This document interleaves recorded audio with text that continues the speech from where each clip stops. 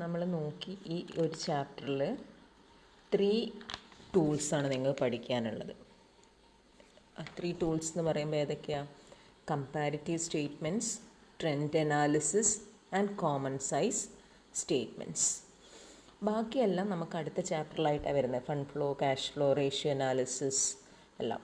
അപ്പോൾ നമ്മൾ ഇന്ന് നോക്കാൻ പോകുന്നത് കമ്പാരിറ്റീവ് സ്റ്റേറ്റ്മെൻറ്റ്സ് എന്ന് പറയുന്നത് എന്താണെന്നുള്ളതാണ്. ഓക്കെ, അപ്പോൾ കമ്പാരിറ്റീവ് ഫിനാൻഷ്യൽ സ്റ്റേറ്റ്മെൻറ്റ്സ് എന്ന് പറഞ്ഞാൽ എന്താ?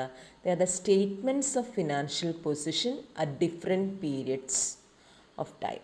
ഓക്കെ, അപ്പോൾ അത് എലമെൻറ്റ്സ് ഓഫ് ഫിനാൻഷ്യൽ പൊസിഷൻ എന്ന് പറയുന്നത് ഒരു കമ്പാരിറ്റീവ് ഫോമിൽ കാണിക്കും. So as to give an idea of financial position at 2 or more periods. അപ്പോൾ നമ്മളിങ്ങനെ ഒരു 2 ഇയറിൻ്റെ ബാലൻസ് ഷീറ്റ് കിട്ടിയിട്ടുണ്ടെങ്കിൽ നമുക്ക് കമ്പയർ ചെയ്യാം. അതായത് ഫിനാൻഷ്യൽ പൊസിഷൻ ഡിക്രീസ്, അവരുടെ പ്രോഗ്രസ് എങ്ങനെയാണെന്നുള്ളത് മനസ്സിലാക്കാൻ വേണ്ടി ഇങ്ങനെ കമ്പയർ ചെയ്തിട്ട് നമുക്ക് എന്താക്കാം, ഇൻറ്റർപ്രിറ്റ് ചെയ്യാൻ പറ്റും. അപ്പോൾ from the practical point of view, 2 financial statements, അതായത് balance sheet and income statement are prepared in comparative form for financial analysis purpose. Okay, അപ്പോൾ ഇവിടെ എന്താ പ്രത്യേകത എന്ന് വെച്ചാൽ 2 ഇയറിൻ്റെ ഫിഗേഴ്സ് കമ്പയർ ചെയ്യുക മാത്രമല്ല ചെയ്യുന്നത്, നമ്മൾ അത് തമ്മിലുള്ള റിലേഷൻഷിപ്പ് കണ്ടെത്തും കൂടിയാണ് ചെയ്യുന്നത്. അതായത് ഫിനാൻഷ്യൽ പൊസിഷനും ഓപ്പറേറ്റീവ് പ്രോഫിറ്റ്സ്, അവിടെ എന്തുകൊണ്ട് അത് അങ്ങനെ വന്നു, ഇങ്ങനെ ഡിക്രീസായി ഇൻക്രീസായി, അങ്ങനെയുള്ളതും കൂടിയാണ് നമ്മൾ കണ്ടെത്താൻ പോകുന്നത്. അപ്പോൾ ഈ കമ്പാരിറ്റീവ് സ്റ്റേറ്റ്മെൻറ്റ്സിൻ്റെ ശരിക്കും അതിൽ 5 കോളംസാണ് ഉണ്ടാവുക. ഞാൻ ഇന്നലെ പറഞ്ഞു കഴിഞ്ഞ് നമ്മളെ ഫിഗേഴ്സ് എഴുതാനുള്ള എന്താ particulars, then second column absolute figures, then change in absolute figures, absolute data in terms of percentages and increase or decrease in terms of percentages. മനസ്സിലാവും. ഈ 5 കോളംസ് ആണ് ഉണ്ടാവുക എന്നുള്ളത് ഓർത്ത് വെക്കുക. അതായത് അതിൽ 3 കോളംസ് നിങ്ങൾക്ക് ക്വസ്റ്റ്യനിൽ തരും, ലാസ്റ്റ് 2 കോളം മാത്രമാണ് നിങ്ങൾ ചെയ്യേണ്ടത്. അതായത് ഡിക്രീസ് ചെയ്യണോ ഇൻക്രീസ് ചെയ്യണോ നോക്കുക, അതിൻ്റെ പെർസെൻറ്റേജ് ഇൻക്രീസ് ഓർ ഡിക്രീസ്, അത്ര മാത്രമേ ചെയ്യേണ്ടതുള്ളൂ.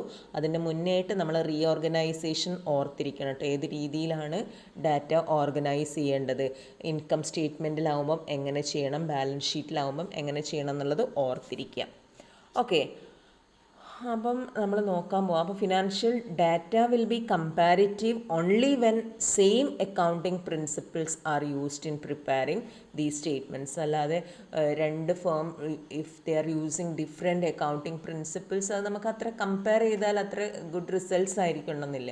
അപ്പോൾ എപ്പോഴും സെയിം പ്രിൻസിപ്പിൾസ് യൂസ് ചെയ്യുന്ന കമ്പനീസ് അല്ലെങ്കിൽ എല്ലാ അക്കൗണ്ടിങ് ഇയറിലും ഒരേ പ്രിൻസിപ്പിൾസ് യൂസ് ചെയ്താൽ മാത്രമേ അത് കമ്പയർ ചെയ്യാൻ വേണ്ടിയിട്ട് പറ്റുള്ളൂ. ഓക്കെ, അപ്പം ഇവിടെ ശ്രദ്ധിക്കേണ്ട 2 കമ്പാരിറ്റീവ് സ്റ്റേറ്റ്മെൻറ്റ്സ് ആണ് വരുന്നത്.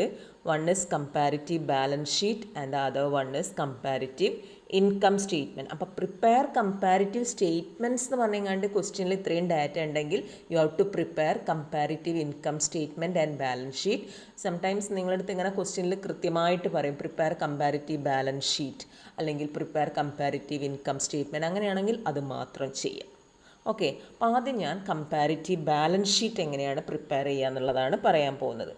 അപ്പോൾ കമ്പാരിറ്റീവ് ബാലൻസ് ഷീറ്റ് അനാലിസിസ് എന്ന് പറഞ്ഞാൽ എന്താണെന്ന് വെച്ചാൽ, it is the study of the trend of same items അല്ലെങ്കിൽ group of items and computed items in 2 or more balance sheets of the same business enterprise on different dates. ഒന്നുകിൽ same items compare ചെയ്യാം, അല്ലെങ്കിൽ same items പറയുമ്പം കഴിഞ്ഞ പീരീഡിലെ ഇൻവെൻട്രിയും ഈ പീരീഡിലെ inventory ആയിട്ട് compare ചെയ്യാം. അല്ലെങ്കിൽ ഗ്രൂപ്പ് ഓഫ് ഐറ്റംസ് എന്ന് പറഞ്ഞാൽ കഴിഞ്ഞ ബാലൻസ് ഷീറ്റിലെ കറണ്ട് അസറ്റും ഈ വർഷത്തെ കറണ്ട് അസറ്റുമായിട്ട് കമ്പയർ ചെയ്യുന്നതിനെ ഗ്രൂപ്പ് ഓഫ് ഐറ്റംസ് കമ്പയർ ചെയ്യാമെന്ന് പറയാം. ആൻഡ് ദ കമ്പ്യൂട്ടഡ് ഐറ്റംസ്, മനസ്സിലായില്ല? കമ്പ്യൂട്ടഡ് ഐറ്റംസ് എന്ന് പറഞ്ഞാൽ ചിലപ്പോൾ നമ്മൾ കറണ്ട് റേഷ്യോ എന്തെങ്കിലുമൊക്കെ കമ്പ്യൂട്ട് ചെയ്ത് കണ്ടുപിടിച്ചിട്ട് അത് കമ്പയർ ചെയ്യലാവാം.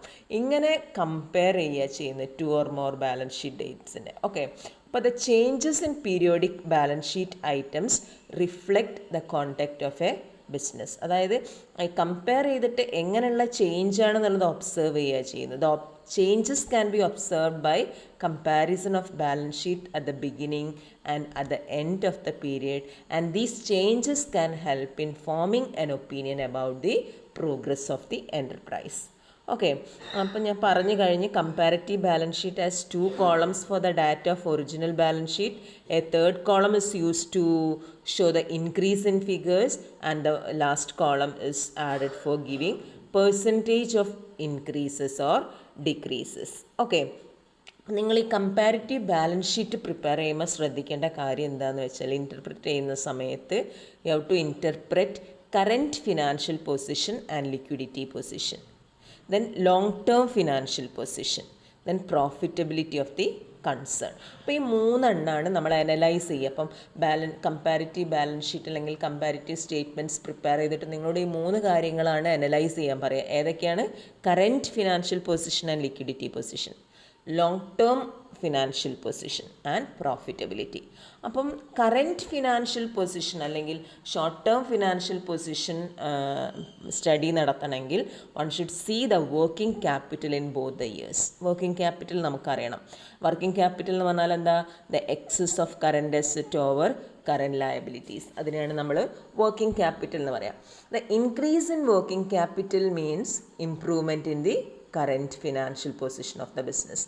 ഇനി an increase in current asset accompanied by an increase in current liability of the same amount will not show an improvement. രണ്ടും ഇൻക്രീസ് ചെയ്തിട്ടുണ്ട്. കറൻറ്റ് അസറ്റും കൂടി കറൻറ്റ് ലയബിലിറ്റിയും കൂടി എന്ന് പറഞ്ഞാൽ ഫിനാൻഷ്യൽ പൊസിഷൻ എന്താ പറയുക, ഇമ്പ്രൂവ് ചെയ്തെന്ന് നമുക്കൊരിക്കലും പറയാൻ പറ്റില്ല. മനസ്സിലായല്ലോ? അപ്പം നമ്മൾ ശ്രദ്ധിക്കേണ്ടത് എന്താണെന്ന് വെച്ചാൽ, increase or decrease in current asset and current liabilities, and this will enable to analyze the current financial position. അതായത് ഒരു സ്റ്റഡി നടത്തുന്ന സമയത്ത് ഇൻക്രീസ് ചെയ്യണോ ഡിക്രീസ് ചെയ്യണോ നോക്കിയിട്ട് അതിനനുസരിച്ചിട്ട് കറൻറ്റ് അസറ്റ് കൂടി കറൻറ്റ് ലയബിലിറ്റി കുറയുകയാണെങ്കിൽ നമുക്ക് പറയാം ഫിനാൻഷ്യൽ പൊസിഷൻ ഇമ്പ്രൂവ് ചെയ്തിട്ടുണ്ട്. കറൻറ്റ് അസറ്റ് ഒരു 200 രൂപ കൂടി അതേ ഇതിൽ തന്നെ കറൻറ്റ് ലയബിലിറ്റിയും കൂടിയിട്ടുണ്ടെങ്കിൽ അവിടെ ഫിനാൻഷ്യൽ പൊസിഷൻ ഒരു ഇമ്പ്രൂവ്മെൻറ്റും ഇല്ല. ഓക്കെ, ദ സെക്കൻഡ് ആസ്പെക്ട് എന്ന് പറയുന്നത്, അതായത് while studying current financial position, അത് നമ്മൾ ലിക്വിഡിറ്റി പൊസിഷനാണ് നോക്കുന്നത്. അതായത് if liquid asset like cash in hand, cash in bank, bills receivable, debtors, etc. show an increase in the second year over the first years, this will improve the liquidity position of the firm. Liquid assets എന്ന് പറഞ്ഞാൽ നിങ്ങൾക്കറിയാം, current അസറ്റിൻ്റെ അകത്തുനിന്ന് ഏത് രണ്ടും ഒഴിവാക്കുന്നതാണ്? Prepaid എക്സ്പെൻസസും ഇൻവെൻട്രിയും ഒഴിവാക്കിയിട്ട് കിട്ടുന്ന ബാക്കി എല്ലാ കറൻറ്റ് അസറ്റ്സിനെയും നമ്മൾ ലിക്വിഡ് അസറ്റ്സ് എന്ന് പറയാം. അപ്പോൾ ലിക്വിഡ് അസറ്റ്സ് ഇൻക്രീസ് ചെയ്തിട്ടുണ്ടെങ്കിൽ അതെന്താ? It will automatically improve the liquidity position of the concern. അപ്പോൾ increase in inventory can be on account of accumulation of stock for want of customers, അല്ലെങ്കിൽ decrease in demand or inadequate sales promotion efforts etcetera. ഇതെന്തെങ്കിലും കാരണത്താലായിരിക്കാം stock കൂടി കിടക്കുന്നത്. Increase in inventory എന്ന് പറയുന്നത് ആ കാരണത്താലൊക്കെ ആയിരിക്കാം. അപ്പോൾ increase in inventory may increase working capital of the business, but it will not be a good for the business. അതായത് സ്റ്റോക്ക് അവിടെ കുറേ കൂടിക്കിടക്കുക എന്ന് പറഞ്ഞിട്ടുണ്ടെങ്കിൽ അത് വർക്കിംഗ് ക്യാപിറ്റൽ കൂടും. കാരണം നമ്മളെ കയ്യിൽ സ്റ്റോക്ക് ഒരുപാട് കാണിക്കുകയാണെങ്കിൽ കറൻറ്റ് അസറ്റ് എത്ര കൂടുമല്ലോ. പക്ഷേ ഇറ്റ് ഈസ് എന്താ പറയുക, ഒരു ഫിനാൻഷ്യൽ പൊസിഷൻ നല്ലതാണ്. നമ്മൾ പ്രൊഡ്യൂസ് ചെയ്യുന്ന സാധനം മുഴുവൻ അവിടെ സ്റ്റോക്കായിട്ട് കെട്ടിക്കിടക്കുക എന്ന് പറഞ്ഞാൽ it is not a good for the business. അപ്പം അങ്ങനെയാണ് നമ്മൾ കറൻറ്റ് ഫിനാൻഷ്യൽ പൊസിഷൻ അല്ലെങ്കിൽ ലിക്വിഡിറ്റി പൊസിഷൻ അനലൈസ് ചെയ്യേണ്ട, ഇൻ്റർപ്രറ്റ് ചെയ്യേണ്ട ഒരു മെത്തേഡാണ് ഞാൻ പറഞ്ഞത്. ഇനി നമ്മൾ നോക്കാൻ പോകുന്നത് എങ്ങനെയാണ് long term financial position analyse ചെയ്യുക എന്നുള്ളതാണ്. അപ്പോൾ long term financial position analyse ചെയ്യുന്ന സമയത്ത് നമ്മൾ ശ്രദ്ധിക്കേണ്ടത് fixed asset, long term liabilities and ക്യാപിറ്റലിലെ ചേഞ്ചസ് ആണ് നോക്കേണ്ടത്. മനസ്സിലായല്ലോ? ഈ 3 കാര്യങ്ങളാണ് long term financial position analyse ചെയ്യാൻ വേണ്ടി നോക്കേണ്ടത്. അതായത് the proper financial policy of the concern will be to finance fixed asset by the issue of either long term securities or debentures. അതായത് എങ്ങനെയാണ് സാധാരണ ഒരു കമ്പനീൻ്റെ ഫിനാൻഷ്യൽ പോളിസി എന്ന് വെച്ചാൽ, ഇപ്പോൾ ഫിക്സഡ് അസറ്റ് പർച്ചേസ് ചെയ്യാൻ വേണ്ടിയിട്ട് കമ്പനി ഏതൊക്കെയാവാം യൂസ് ചെയ്യുന്നത്? ഒന്നുകിൽ ലോങ് ടേം സെക്യൂരിറ്റീസ് ഇഷ്യൂ ചെയ്യും, അല്ലെങ്കിൽ ലോണോ കാര്യങ്ങളോ ലോങ് ടേം ലോൺസോ, അല്ലെങ്കിൽ ഷെയർ ഇഷ്യൂ ചെയ്യുക, ഡിബെഞ്ചേഴ്സ് ഇഷ്യൂ ചെയ്യുക. ഇങ്ങനെയൊക്കെയാണ് സാധാരണ ഫിക്സഡ് അസറ്റ് പർച്ചേസ് ചെയ്യുക ഒരു കമ്പനി. അപ്പോൾ an increase in fixed asset should be compared with ഏതുമായിട്ടാണ് കമ്പയർ ചെയ്യേണ്ടത്? The increase in long term loans and capital. അതായത് if the increase in fixed asset is more than the increase in long term securities then part of fixed asset has been financed from working capital. അതായത് നിങ്ങളിപ്പോൾ ഒരു 5 ലാക്സിൻ്റെ ഒരു fixed asset purchase ചെയ്തിട്ടുണ്ട്. പക്ഷെ നിങ്ങൾ long term liabilities, അതായത് long term sources of finance എന്ന് പറയുന്നത് ആകെ ഇൻക്രീസ് ചെയ്തിരിക്കുന്ന ഒരു 4 lakh ഉള്ളൂ എങ്കിൽ ബാക്കിയുള്ള 1 lakh ഫിക്സഡ് അസറ്റ് പർച്ചേസ് ചെയ്യാൻ വേണ്ടി you may have utilised working capital. അപ്പോൾ ഇങ്ങനെയൊക്കെയാണ് നിങ്ങൾ ഇൻറ്റർപ്രിറ്റ് ചെയ്യേണ്ടത്. മനസ്സിലാവുന്നുണ്ടോ? ഇനി അതേപോലെ if the increase in long term securities is more than increase in fixed asset then fixed asset have not എന്താ പറയുക, fixed asset have not only been financed from long term sources but part of working capital has also been financed from long term sources. അതായത് നേരത്തെ പറഞ്ഞതിൻ്റെ നേരെ opposite. ഇപ്പം നിങ്ങളെ കയ്യിൽ നിങ്ങൾ റേസ് ചെയ്തിരിക്കുന്ന long term sources of finance എന്ന് പറയുന്നത് കൂടുതലാണ്. ഇപ്പോൾ 5 lakh rupees ഉണ്ട്. പക്ഷെ നിങ്ങൾ വാങ്ങിയിരിക്കുന്ന ഫിക്സഡ് അസറ്റ്സ് എന്ന് പറയുന്നത് ആകെ 4 lakhൻ്റെതേ ഉള്ളൂ. അപ്പോൾ നിങ്ങൾ ഈ ലോങ് ടേം ഫിനാൻസ് ഏതിലേക്ക് യൂട്ടിലൈസ് ചെയ്തിട്ടുണ്ടാവും? ഫിക്സഡ് അസറ്റ് പർച്ചേസ് ചെയ്യാൻ വേണ്ടി മാത്രമല്ല, നിങ്ങളെ വർക്കിംഗ് ക്യാപിറ്റലിലേക്കും കൂടെ യൂട്ടിലൈസ് ചെയ്തിട്ടുണ്ടാവും എന്നുള്ളതാണ്. അപ്പോൾ എപ്പോഴും a wise policy will be to finance fixed asset by raising long term funds. അപ്പോൾ നിങ്ങൾ അനലൈസ് ചെയ്യുന്ന സമയത്ത് ഈ ലയബിലിറ്റി സൈഡും അസറ്റ് സൈഡും കമ്പയർ ചെയ്യുമ്പം ഈ long term sources of finance എന്ന് പറയുന്നത്, അതായത് share capital, debentures, long term loans, ഇതെല്ലാം വെച്ചിട്ടാണോ ഫിക്സഡ് അസറ്റ് പർച്ചേസ് ചെയ്തത്? അതായത് ഇപ്പോൾ ഫിക്സഡ് അസറ്റ് എത്ര ഇൻക്രീസ് ചെയ്തിട്ടുണ്ട്, അതിനൊരു കറസ്പോണ്ടിങ് ആയിട്ട് ഈ ലോങ് ടേം സോഴ്സസ് ഓഫ് ഫിനാൻസിനും അവിടെ ഇൻക്രീസ് ചെയ്തിട്ടുണ്ടോ നോക്കുക. അതായത് എപ്പോഴും കമ്പനിക്ക് നല്ലത് ഫിക്സഡ് അസറ്റ് പർച്ചേസ് ചെയ്യാൻ വേണ്ടിയിട്ട് ഏത് ഫണ്ട് യൂസ് ചെയ്യുക എന്നുള്ളതാണ്, ഈ long term sources of finance use ചെയ്യുക എന്നുള്ളത്. ഇങ്ങനെ നോക്കിയിട്ടാണ് നിങ്ങൾ long term financial position analyse ചെയ്യേണ്ടത്. മനസ്സിലായോ?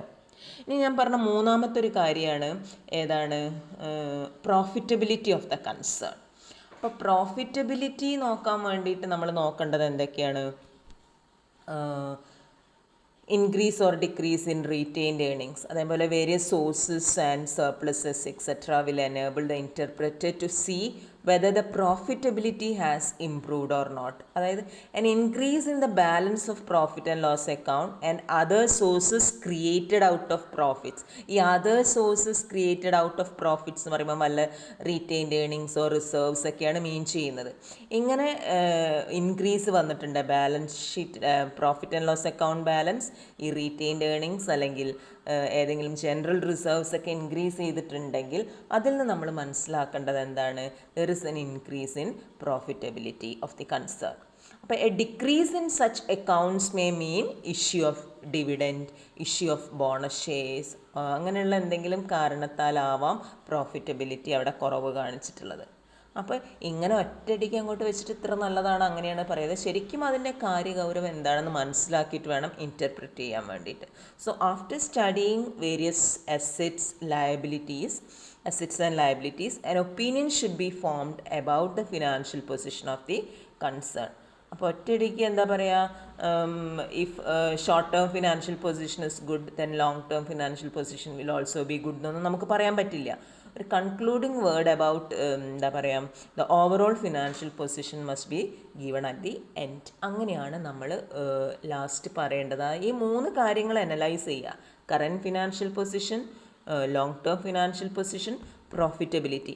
അത് കഴിഞ്ഞിട്ട് ഓവറോൾ 3ഉം കൂടെ കൺസിഡർ ചെയ്തിട്ട് ഓവറോൾ ഫിനാൻഷ്യൽ പൊസിഷൻ എങ്ങനെയാണെന്നുള്ളതും കൂടെ കൺക്ലൂഡ് ചെയ്ത് നിങ്ങൾ പറഞ്ഞിരിക്കണം. ഇൻറ്റർപ്രറ്റ് ചെയ്യുക എന്നുള്ളൊരു സെൻറ്റൻസ് നിങ്ങളെ ക്വസ്റ്റ്യനിലുണ്ടെങ്കിൽ. മനസ്സിലായോ ഇൻറ്റർപ്രിറ്റേഷൻ? അപ്പോൾ ഞാനൊരു പ്രോബ്ലത്തിലേക്ക് കടക്കുകയാണ്. ക്വസ്റ്റ്യൻ ഇതാണ്: from the following information prepare comparative balance sheet of D Limited. You have given equity capital of the 2 periods. രണ്ടും 50 lakh തന്നെയാണ്, no change. Fixed asset 72 lakh, 60 lakh. Reserves and surplus 12 lakh, 10 lakh. Investments 10 lakh, 10 lakh. Long term loans 30. Current assets 21 lakh, 30 lakh. Current liabilities 11 lakh, 10 lakh. അതായത് ഇവിടുത്തെ period ശ്രദ്ധിക്കുക.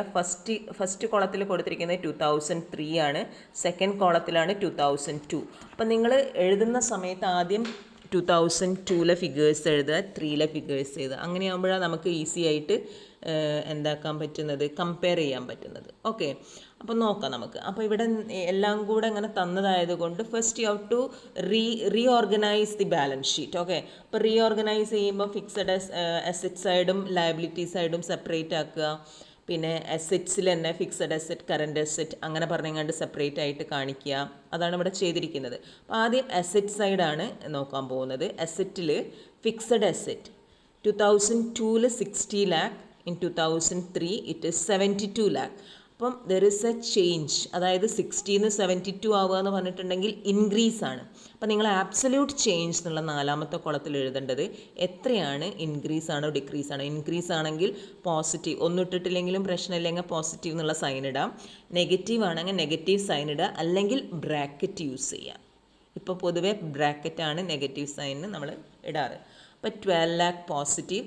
ഇനി last കോളത്തിൽ നിങ്ങൾ കണ്ടുപിടിക്കേണ്ടത് percentage change ആണ്. പെർസെൻറ്റേജ് ചേഞ്ച് എന്ന് പറയുമ്പം എത്രയാണോ നെറ്റ് ചേഞ്ച്, 12 lakh അല്ലേ, 12 lakh divided by 60 lakh into 100.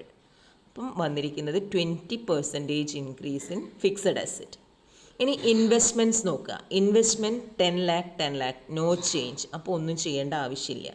Current asset 30 lakh 21 lakh. Current asset decreases by 9 lakh. അപ്പോൾ ബ്രാക്കറ്റിൽ കൊടുത്തു. ഈ നെറ്റ് ഡിക്രീസ് എന്നുള്ളതും നെഗറ്റീവ് ഇട്ടിട്ട് തന്നെ എഴുതുക, 30% ഡിക്രീസ്. ഓക്കെ, ഇനി നോക്കേണ്ടത് ടോട്ടൽ അസറ്റാണ്. Total asset 1 crore 3 lakh. So there is an increase of 3 lakh and the percentage change എന്ന് പറയുമ്പോൾ 3 lakh divided by 1 crore into 100. 3% ആണ് ടോട്ടൽ അസറ്റിൽ വന്നിരിക്കുന്ന ചേഞ്ച്. ഇനി ലയബിലിറ്റീസ് നോക്കുന്ന സമയത്ത് ഷെയർ ക്യാപിറ്റൽ എഴുതുക, reserves and surplus, long term loans, current liabilities, അതും അങ്ങനെ തന്നെ എഴുതുക. ഇനി ഇതിൻ്റെ ഇടയിൽ ചിലപ്പോൾ കുറേ സബ് ഐറ്റംസ് ഉണ്ടെങ്കിൽ ഇതെല്ലാം കൂടെ സെപ്പറേറ്റ് ആയിട്ട് കാണിച്ച് total long term liabilities, total current liabilities ആയിട്ട് എഴുതണം. അപ്പോൾ ഇക്വിറ്റി ക്യാപിറ്റൽ ചേഞ്ച് ഇല്ല. Reserves and surplus 10 lakh 12 lakh. So there is an increase of 12 lakh and percentage change എന്ന് പറയുന്നത് 2 lakh divided by 10 lakh into 100, 20%. Long term loans of 30 lakh, no change. Current liabilities 10 lakh, 11 lakh. So there is an increase of 1 lakh. അപ്പോൾ percentage increase എന്ന് പറയുമ്പം 1 lakh divided by 10 lakh into 100, 10%. മനസ്സിലായല്ലോ. ഇനി total liabilities and capital എടുക്കുക. 1 crore 3 lakh. So increase 3 lakh and percentage change 3 lakh. ഇത്രയും നിങ്ങൾ comparative balance ഷീറ്റിൽ ചെയ്യേണ്ട ആവശ്യം വരുന്നുള്ളൂ. മനസ്സിലായോ? അപ്പോൾ ഇതിനി ഇൻറ്റർപ്രറ്റ് ചെയ്യാമെന്ന് പറയുന്നത്, ഈ ക്വസ്റ്റ്യനിൽ ഇൻറ്റർപ്രിറ്റേഷൻ ഇല്ല, അതുകൊണ്ട് നിങ്ങൾ ചെയ്യേണ്ട. ഓക്കെ, ഇനി ഒരു ഇൻറ്റർപ്രിറ്റേഷനുള്ള ഒരു ക്വസ്റ്റ്യനും കൂടെ ഞാൻ ചെയ്ത് കാണിച്ചു തരാം. Okay, thank you.